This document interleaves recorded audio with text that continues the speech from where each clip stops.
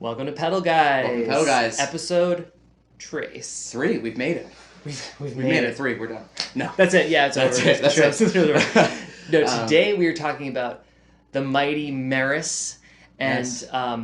A company you may not have heard of, but you should certainly know about, which is Analog Endeavors, who makes these wonderful switchers for presets. Yes. And they do them for a number of different brands.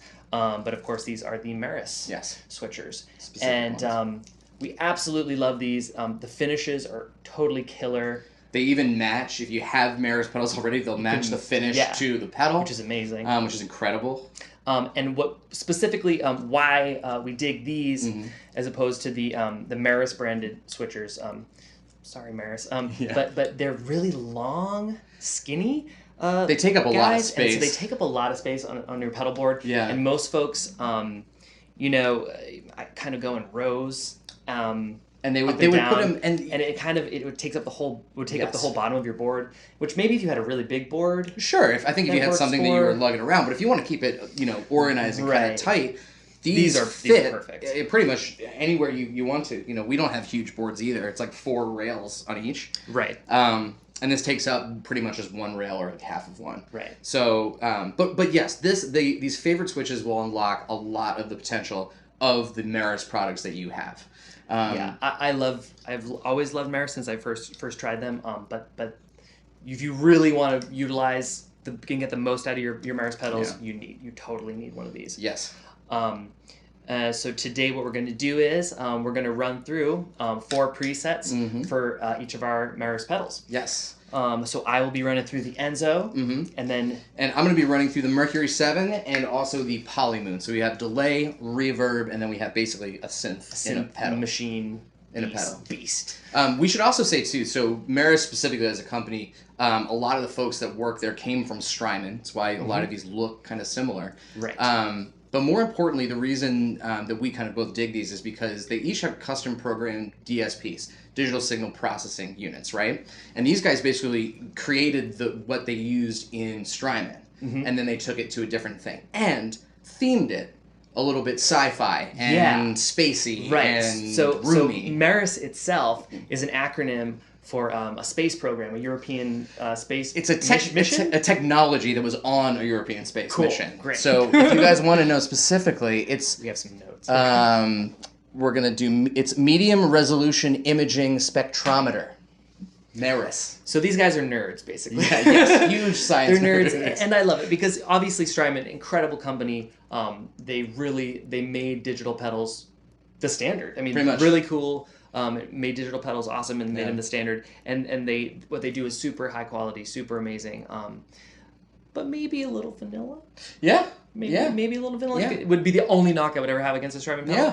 Yeah. So what the Meris dudes have done is they've taken this technology, they've taken this super high audio digital quality, and they've gone a little off the rails. Yeah. They're going for these weird sounds, these sci-fi sounds.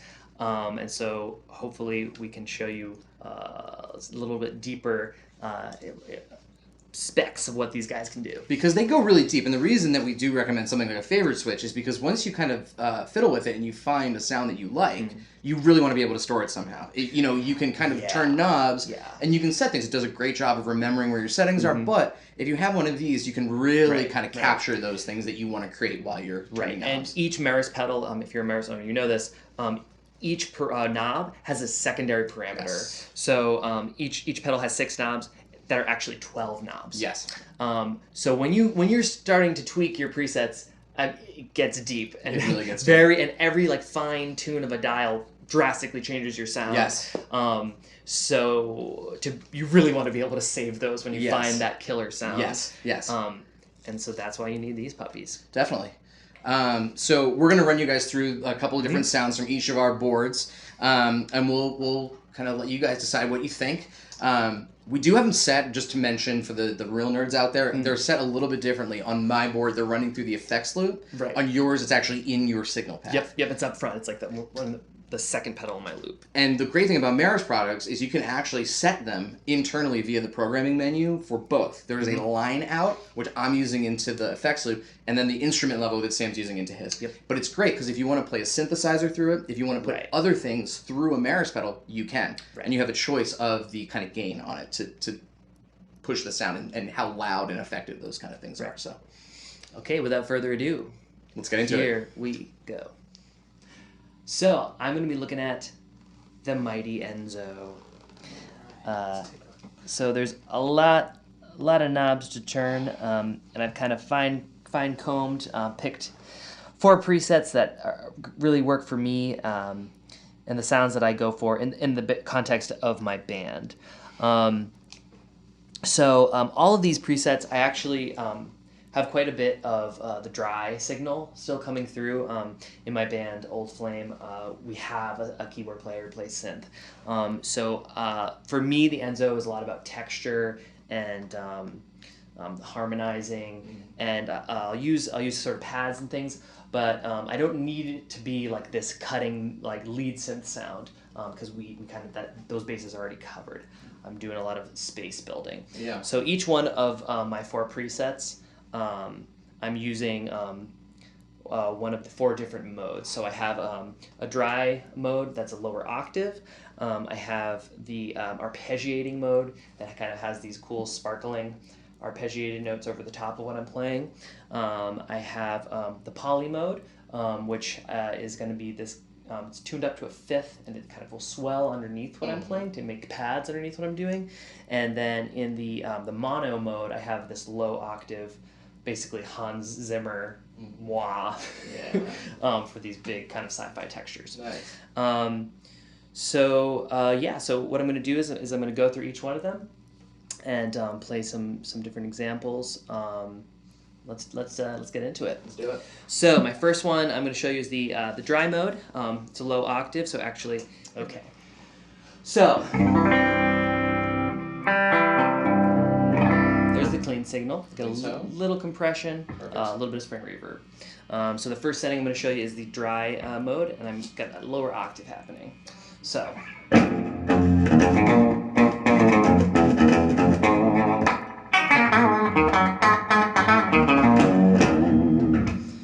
So, real nice, thick, low end, but I'm still retaining the kind of spank from the top. It's kind of, without any other effects, it kind of reminds me of sort of Motown doubling. Definitely.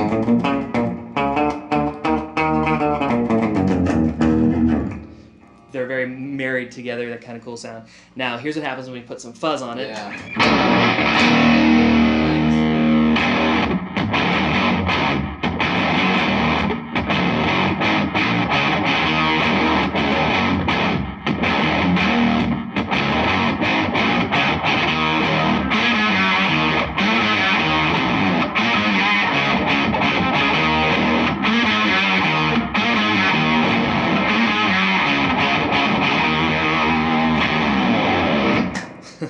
Nice. Love that. And Awesome. so the way that I have this tuned, with the filter knob, and keep in mind that might not be exactly what it is because it's already preset, but what you can do with the filter knob is as you turn it, it's going to emphasize different frequencies for the effect. So I actually, on this preset, it's actually turned very far to the left, so it's mostly hitting the low strings. And so what that allows me to do is be playing a sort of more of a bass line with my thumb, and higher parts, upper octaves that aren't going to latch on to that octave. Got it. So it feels like you have 2 instruments at the same time. Absolutely. So I'm going to put on a little bit of a tremolo here, and it's a little bit of a Kills tune.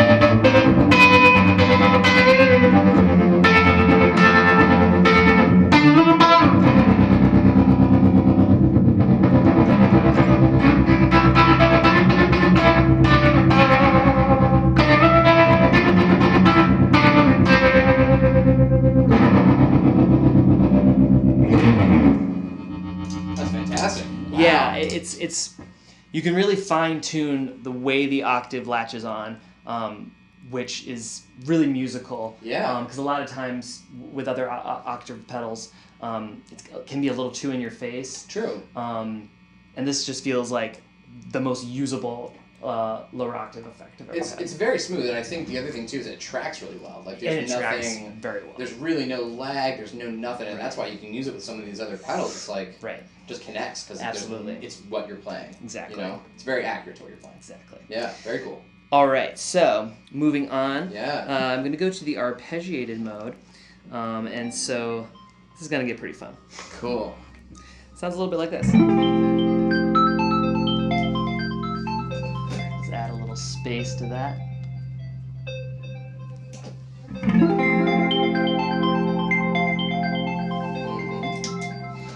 Add in some verb, some chorus.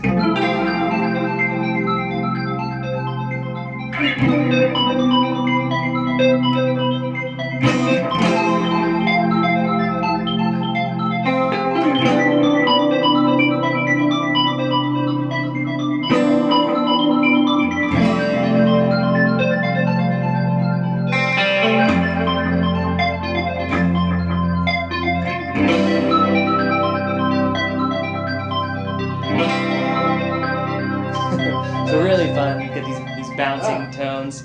They're so crisp too. Oh yeah. Oh yes. You know? And I really, for this one, you know, with the arpeggiator, you can obviously go all the way to the wet, and it's get pretty wild. But I love it when you have some of the dry signal there too. Yeah. Because then you have these dancing notes kind of floating around your dry signal.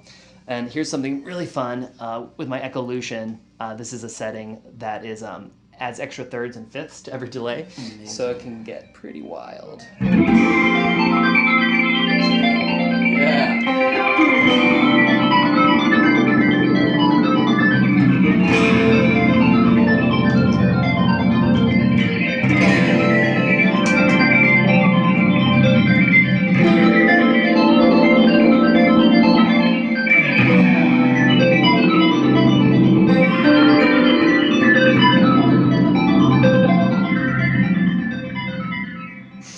Nice, very cool. Yeah, love that. Awesome. Okay, so moving on. This effect, we're now in poly mode. You can see the light will change it'll right indicate when it switches there. And so now with this, you're going to hear sort of this synth pad bloom.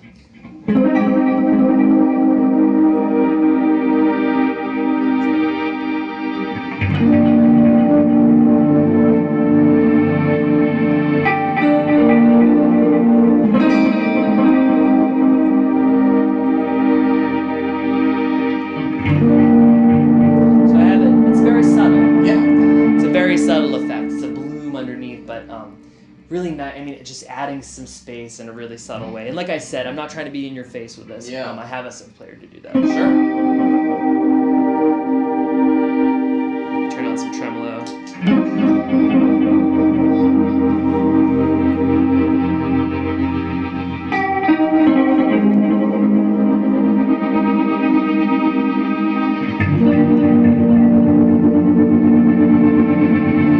That tremolo with the synth is very like Tame Impala to me. Sure.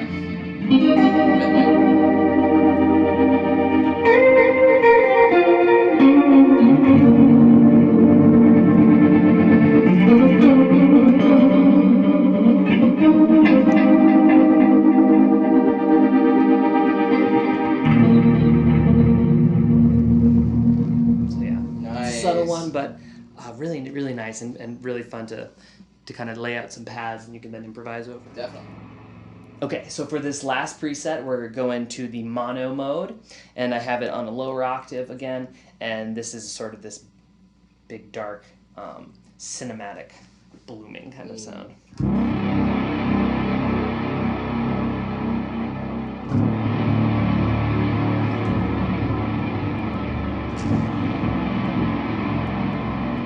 It's a little bit of a pulse as well. Very Inception. Definitely. It's that sub bass kind of, Yeah. throbbing kind of sound.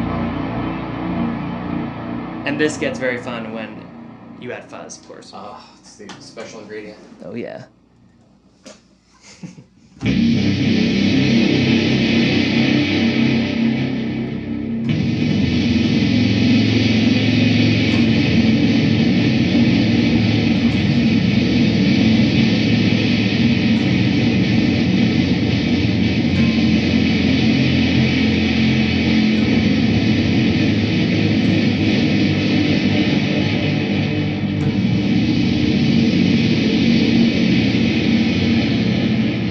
Very much sci-fi, dark textures. It's very cinematic. Very cinematic. Let's have a little bit of fun here. All right. This is one of my favorite presets I made on the Echolution, cascading octaves up and down. So. Cool.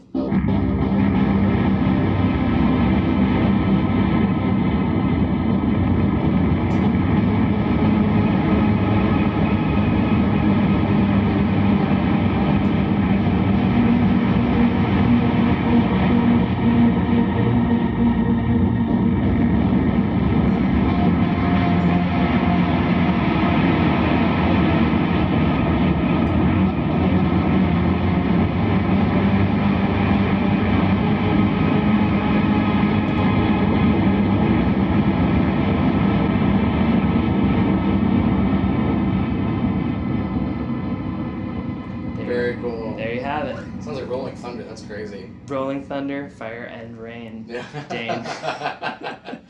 So yeah, so those are the presets that I'm using right now for the Enzo. Very cool. It has totally opened up the pedal for me. What's nice too, I should mention, as you go to each of those presets, you can then tweak. Yes. From there. So, you know, let's say on this particular preset, I want to go from these dark low tones. Well, let's say now I want to do some higher, like Blade Runner lead sounds. Now I'm going to go use the pitch knob, go to an upper octave, and see what happens. Turn off that crazy delay.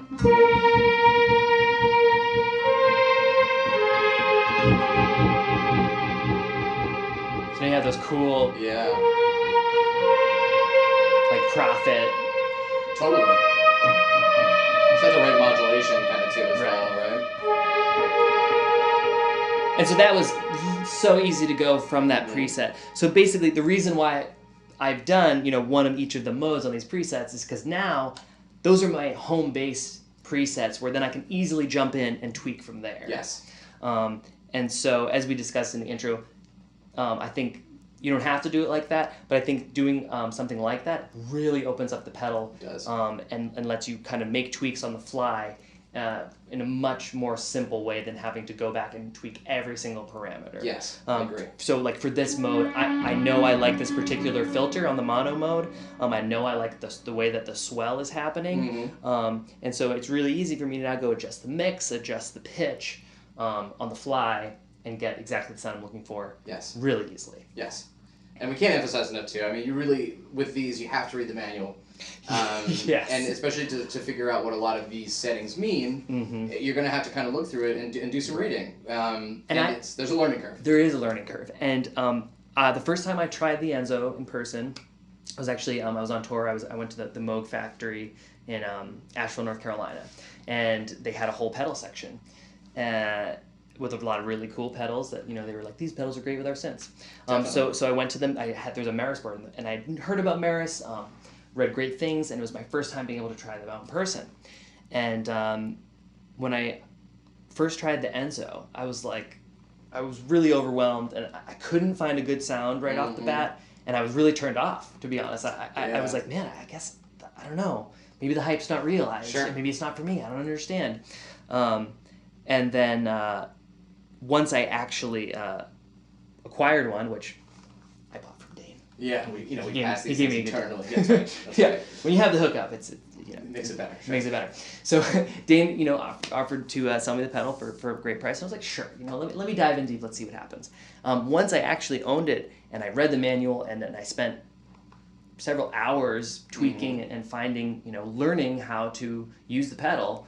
I am addicted. I can't get enough. It's brilliant. It's the best sounding synth pedal I've ever had. I've had a couple other synth pedals. It's above and beyond The hype is real. The hype is real. And just, but I had to learn it. Yeah, I had exactly, to learn it. Exactly. And even so, you have it first in your chain, which when I used it, I used to have it pretty close to the last. And I actually think it sounds better having it this far forward. The octave, the arpeggiator works better. The octave sounds work better. So I think there's wisdom in this. I think you did it right. And the reason why I chose to do that is because I'm thinking of the Enzo as its own instrument, right? Mm-hmm. And I want to affect that instrument signal. Exactly. As opposed to having other effects go into it. And I will say, when you had it that way, I feel like you were getting these really big, expansive pad sounds that are different than from what I'm able to get having it in the front of the chain. And that's just as valid. Sure. But I think we have slightly different approaches to how we're using it. But I'm really happy with having it in the front. Yeah, I think it sounds phenomenal. Yeah, and I'm ready. Clear. Yeah, it makes me feel like I'm ready to score some movies. It does. So if anyone wants to hire, get some sci-fi synth sounds in your film, scores. Reach out. Yeah, I'm your guy. Let us know. And you know what? And I think what you said too is a really good point. And then we'll wrap this up. Is that I think it really is its own instrument, especially with this. And it's great because you can apply your guitar knowledge to a synthesizer. If you couldn't access a synthesizer before, I think all of us guitar players fancy ourselves synth players too. Right. This can actually turn it into that. So absolutely, and you don't need a crazy weird pickup. No. No sustainers, no weird Korg synth pickups that you have to glue to your guitar or whatever. Right. Yeah. No. And this can do it all. Yes. Absolutely. Any sort of classic or modern synth sound, you can get. Any sound I've heard in my brain, I've been able to get with this. It's very cool. And I cannot say that for other synth pedals I've had. So sure. This is the one. Sure. This is the one. And you understand it and you know how to use it because you kind of educated yourself on it. So you learn the pedal. Right. We have the favorite switch that opens it up. So I think it just gives you so many options. Right. Cool. Love it. All right. Let's check out some more Meris pedals then. Let's do it. Shall we? Let's do it. All right. So we're going to take a look at a few more Meris pedals. I'm going to start with our Mercury7. So this is a reverb pedal, and this guy was kind of designed after some of the sounds that were in Blade Runner, so more specifically, which is love that. Some among our favorite movies, which is amazing. My top 5 for sure. So we're going to run you through some of the sounds. First, I'm going to show you kind of the sound I use for just my general reverb. If I'm playing anything, this is kind of the reverb that I just kick on. So a very short. It's got 2 settings on it, I should say. So it's got a plate reverb and a cathedra is what they call it. So the plate reverb is the short reverb, and the cathedra is the long reverb. So right now I've got it in the short reverb, which is take a look. The ultra plate setting. All right, so the knobs may not be actually what the settings are, but it's right on that ultra plate. You can see it on the right. Right on. All right, so let's just give it a few. You guys can just hear that it's got some reverb.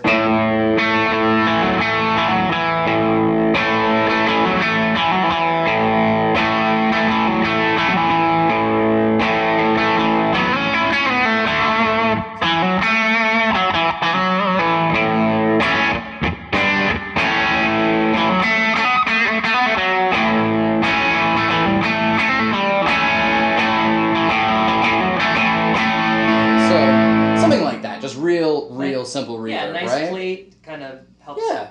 Helps make things sound nice.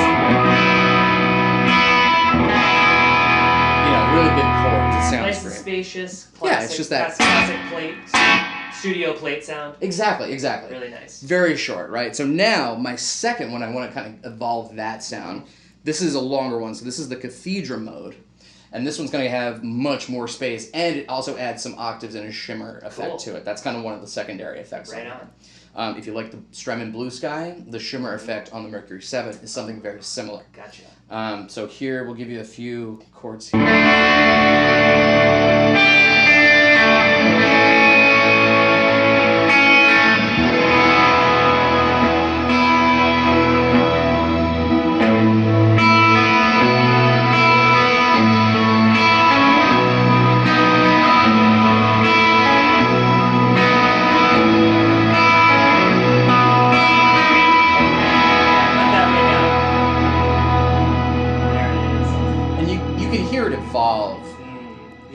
It sounds like it has some modulation on it as well. It does. I added a little bit. So kind of the cool thing about the Mercury7, it does have its own independent modulation that you can add to it. So A lot of reverbs, they'll have that extra on there, but Right. this also has the secondary function. You can also, Right. can determine the speed and some other things. So it blends really, really well. But this is something I use for kind of a more, pad kind of texture. Yep. If I was doing that. Let me see if I can give you an example. I'll just kick on. So sometimes I like to just kind of play a note, but what you can do, I'm going to use a pedal called the Red Panda Tensor. Right. And what I'm going to do is I'm going to capture that sound, and you're going to hear the effect kind of the reverb. If I go over to the shorter reverb, you can hear how it's a little bit different. So you can hear it kind of opens up a little bit more, shorter. So now I'm going to go back to the cathedral, okay?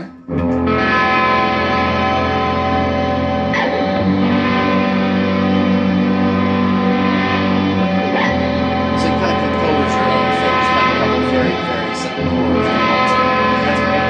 So I'm going to shut that off, and we're going to take a look. I'm going to go to another kind of wild setting. So another really cool feature of the Mercury7 is a swell setting.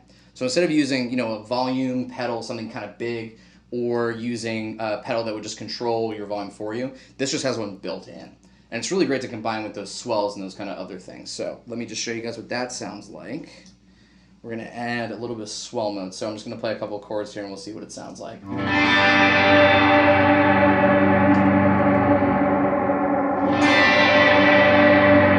you can hear it swelling. You got some descending pitch happening.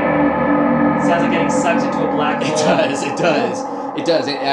There's a detune setting where it'll kind of, as it goes, it just kind of lowers itself. So this has both the swell mode and that detune setting on it as well. Cool. So it gives you that kind of creepy, like, roll off. So if I give you a nice fat minor chord.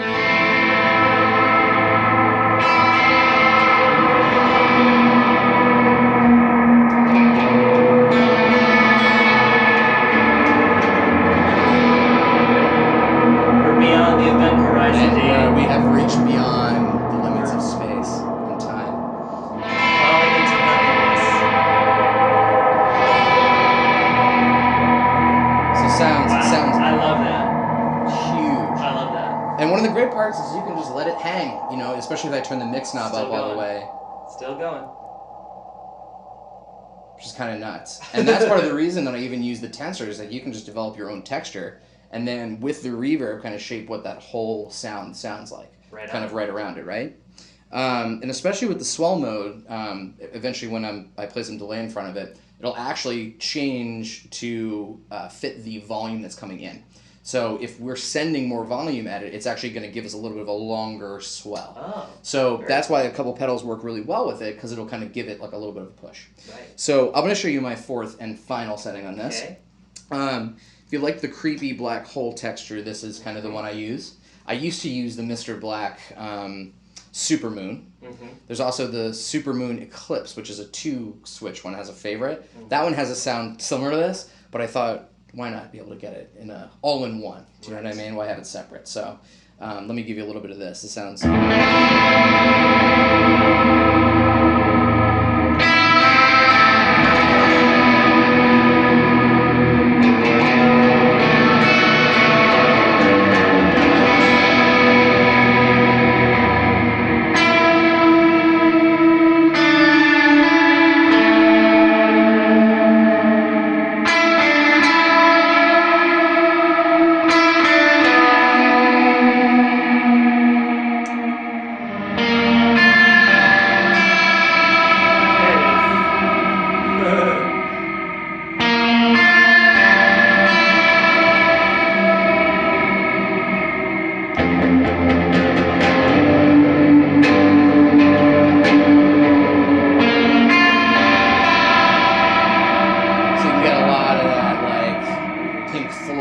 swirly space. I'm noticing on this mode, it sounds like there's more high-end content happening. Yes. That's then descending, so you're getting sucked in.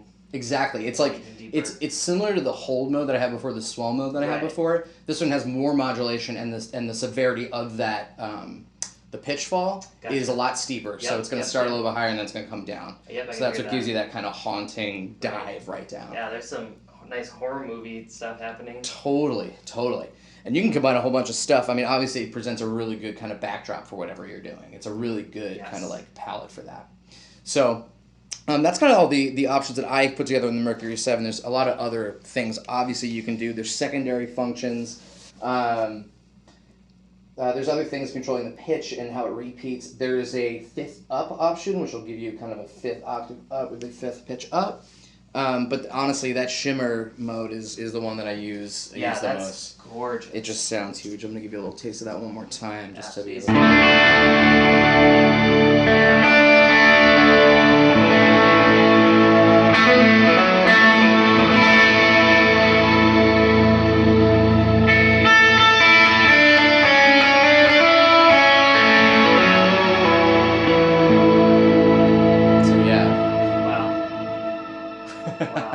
obviously these guys are coming from Strymon, so they know a thing or two about that shimmer sound. Definitely. And boy, that's good. And that's also something that's hard to fake. That's the real deal. Absolutely. And it's algorithmic, so it keeps evolving in kind of like a unpredictable mathematical way, which is kind of nice. You know that it's going to keep going somewhere after you play it, especially with the sustained kind of turn all the way up on that guy.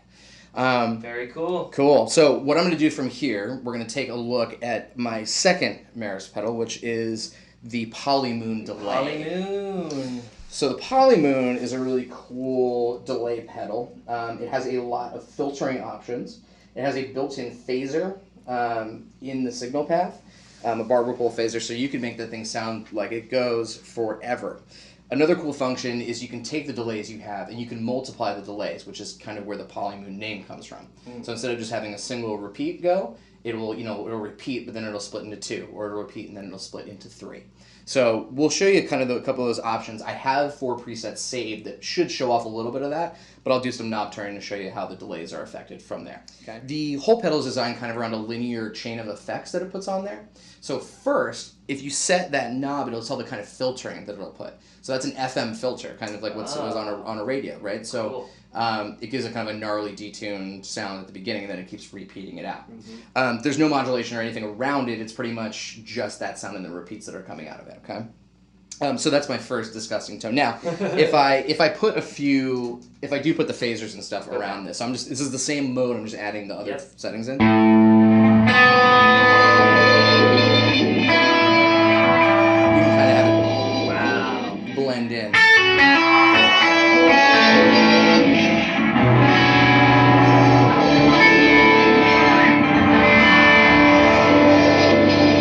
Do some slow like signal note lines.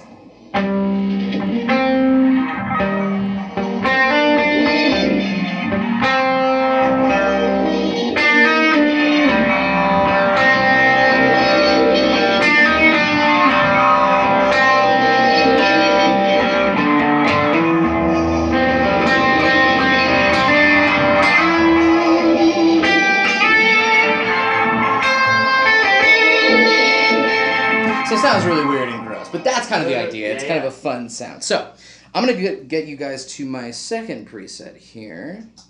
So this guy, did you hear it?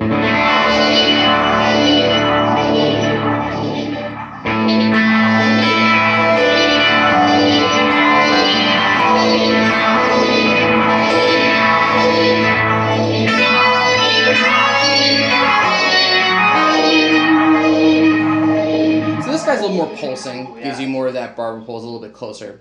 Also, the divide on the repeats is turned up a little bit, so I think it's 3 notes per repeat. So if I play one...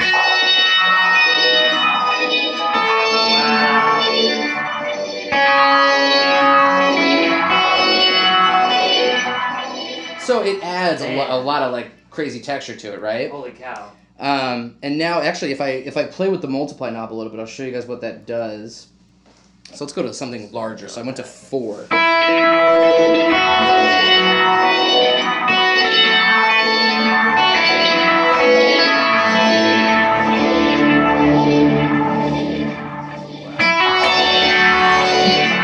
So many textures. You can get a lot out of it. This is just fun. Yeah, this is not adding... So another cool function I should mention, too, there's a dimension knob on here. And what the dimension knob does is set all the way kind of counterclockwise is going to be more defined repeats. and set more to the right, it's going to be more kind of smeared repeats. Right. So you can get it to sound really reverby if you set that knob all the way to the right, right? Almost like the afterneath. Yeah, kind of. Actually, yeah, very similar to that. You're kind of adding a little bit of texture to it, but it's kind of low. So I'll take you guys to setting number 3 on here. So this has all the phasing settings on it as well. A little bit shorter of a delay time, and it's adding a lot more octave. And so I have that first knob set to pick up that upper octave. So let me give you a...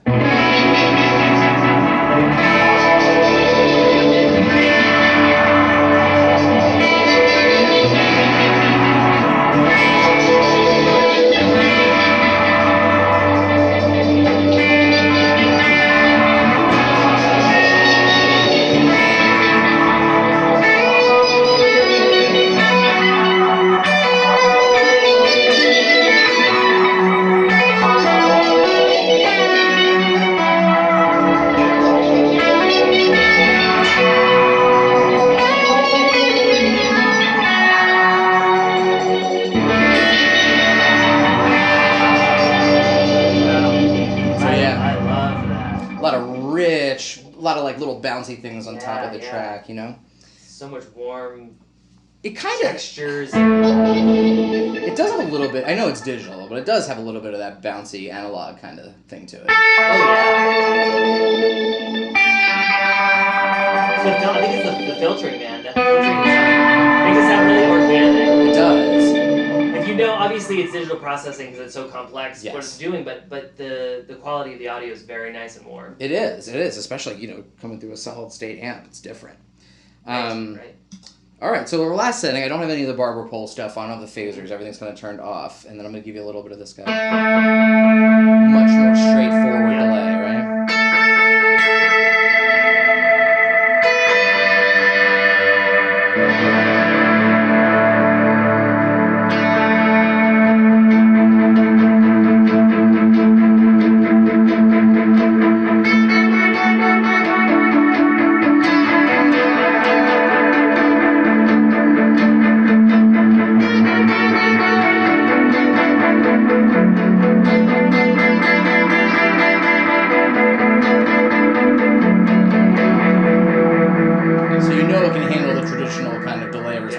Now, just to highlight even more what that multiply knob does, I'm going to show you guys. So that was kind of a 1 repeat. Here's 3.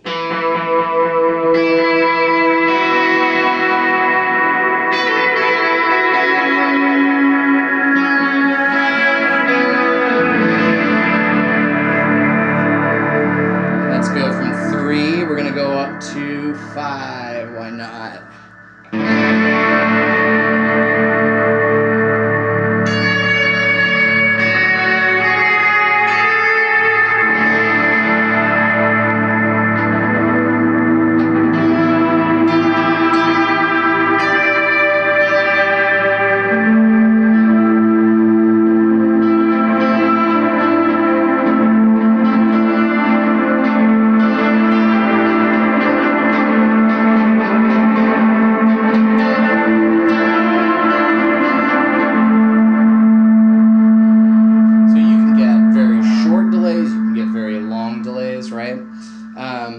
So the multiply, it's almost like multi-taps. Yeah, exactly. It's like multi-heads. Exactly. Exactly. Yeah, wow. And I think that's the idea, was the multi kind of tap thing when you can get there. So you can obviously, there's a tap tempo switch on there. Now, if I hold that down too, it'll just turn the feedback knob up all the way, so I just hold it. It'll kind of sustain it forever. Cool. So that's another cool function. And a lot of pedals would do that. I believe the Enzo has a function like that where you can sustain it forever. But yeah, just full of functionality in each one, right? All right, so I'm going to give you guys both pedals together. So this is going to be the Polymoon into the Mercury7. All right, let's see if we can do a nice big...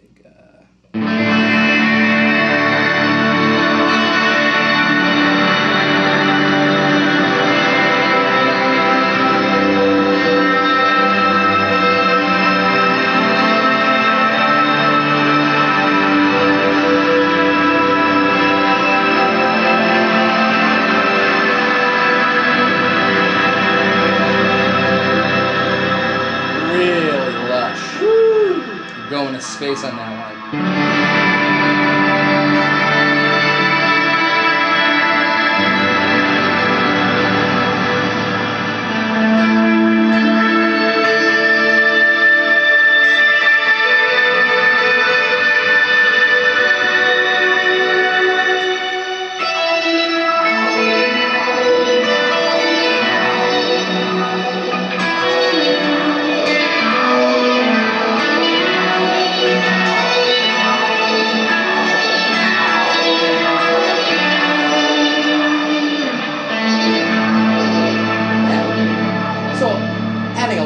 Adding a lot of texture to that. You can play that all day. You can literally sit here and play that all day. I loop stuff through that, and I have it through the effects loop in my amp, so you could actually do a bunch of things looping in front of it and kind of adjust your delay and your reverb after as that's kind of looping to give yourself more of a sound. And one of the benefits of that tensor delay I was using before was you can just slow it down. You can pitch it to whatever you want. Absolutely. So all those things together create kind of a really cool droning ambient tone if that's what you're into. Meris. The best. They make great stuff. The best in analog endeavors. Absolutely. Those the coolest. You guys can see on my board. Switchers. They really saved my life. I use Beautiful. I use them for both Meris products. Blue matching the Mercury. Yeah. The white matching the Polymoon. And then I've got the extra one for the tensor there. Sparkly black for the tensor. Very nice. So that's that guy. So yeah. There it is. So that's our little episode on Meris. We're going to kind of share our thoughts, I think, and contemplate a little bit in the next segment, yeah? Yes. All right.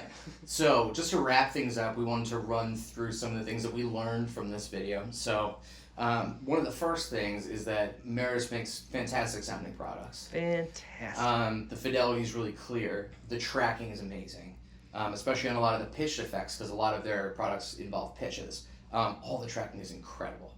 So that's number one. Mm-hmm. Number two, another thing is that they sell their own foot switches, but we really like the Analog Endeavors foot switches that we have. It opens up so many more options with these pedals, having presets. It's like a whole nother pedal. It's a whole other thing. It's like having 4 pedals in one, yes, right? Yes, 4 other pedals in one. Right? And just being able to get at those things, especially with the Enzo, where you're accessing very different sounds kind of between everything. Absolutely. It's essential. It'll help you get the most out of these pedals, for sure. Mm-hmm. And then the last thing is the kind of sounds that you can get, I guess, right? Is the ambient space kind of texture. Yeah.